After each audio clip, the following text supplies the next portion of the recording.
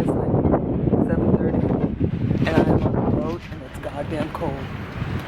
Yeah, we had a cold front come through, and so everybody back home was posting pictures of the snow. Of course, here it's like, I don't know, 60, 70, no, 60, 50. Yeah, it's cold. It's mostly that it's windy because I'm right next to the beach, but it's cold. It's cold. So yesterday,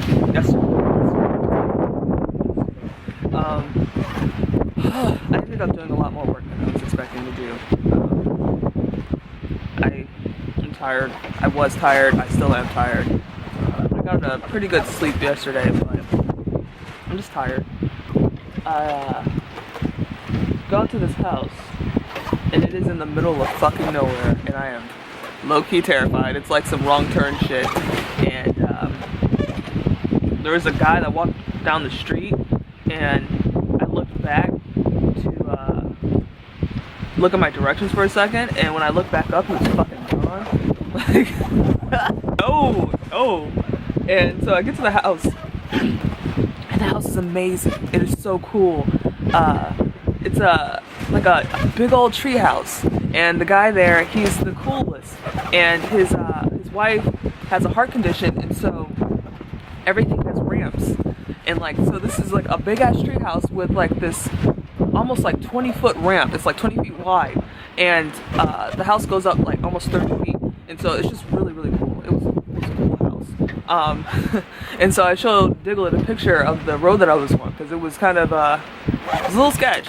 So later on that day, I say like, haha, racism, and he's thinking that house is where I encountered it, and it wasn't. It was actually a nice little suburb.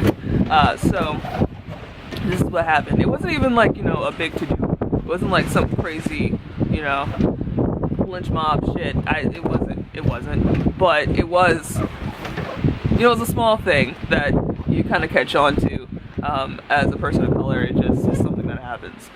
So the next house is in a gated community. All right. So the lady that I called to get in, she's like, "Oh yeah, no, you have to go to the other gate on the other side. The one that you're at doesn't have a guard post. It doesn't have anybody there to let you in. And the guy is really cool. He lets anybody in. He's, teddy bear." And so I get there, and I'm at the gate, and the guy's like, "Oh, hello," and I'm like, "Hi." And I get through, and he's like, "Who are you coming here to see?" And I was like, bitch. Suddenly Tom wants to do his fucking job. Suddenly it's a problem that I'm here. Alright, and so I tell him the name, and he looks up her number and calls her. She does not answer, because it's her home number. And, I mean, why would she answer her home number? No one does that anymore. And so, I'm like, okay. So I can't get through, and he's like, "Well, do you have another number?" And I was like, "Alright, Steve. Alright, okay." And so I look up our tablet. It's crazy because I'm wearing my like official shit. I'm wearing like a collared shirt with like the logo on it, and I have a tablet. It's not like I don't look like I'm not here for a job. Like, so I give the number to Larry, let him know her cell number, and I call her up and I ask her, could you let Sam know that I need to get through? And she's like, "Oh really? He's not letting you through? That's crazy." And I was like, "Haha, yeah, imagine that." And Bill goes ahead and he talks to her and he lets me through. But it was a kind of a big to do, and I can't help but to feel that I would be afforded the luxury of being able to do my job without hindrance had I had less melanin, less pigmentation in my skin.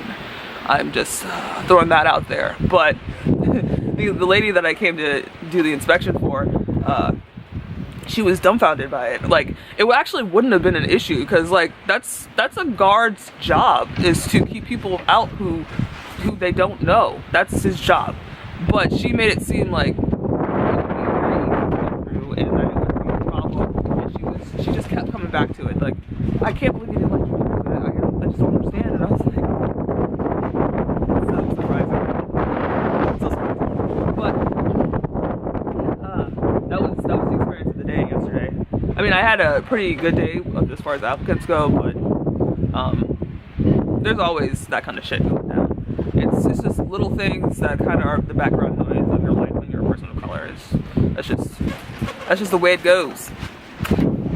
It's just funny that, like, had I not had her cell number, I just wouldn't have been able to do my fucking job. I just wouldn't have been able to assess her damages and help her get money for assistance. That's crazy. That's hilarious.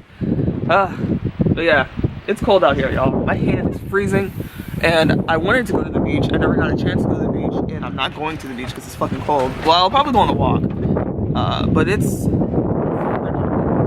fucking frigid. Tomorrow I have to go to a new hotel. This is the third time I'm fucking sick of it. But yeah, I have a new hotel. It's gonna be a Residence Inn instead of a Homewood. I'm tired. I'm fucking tired. But I'm going to enjoy my morning and hope y'all do the same. Deuces.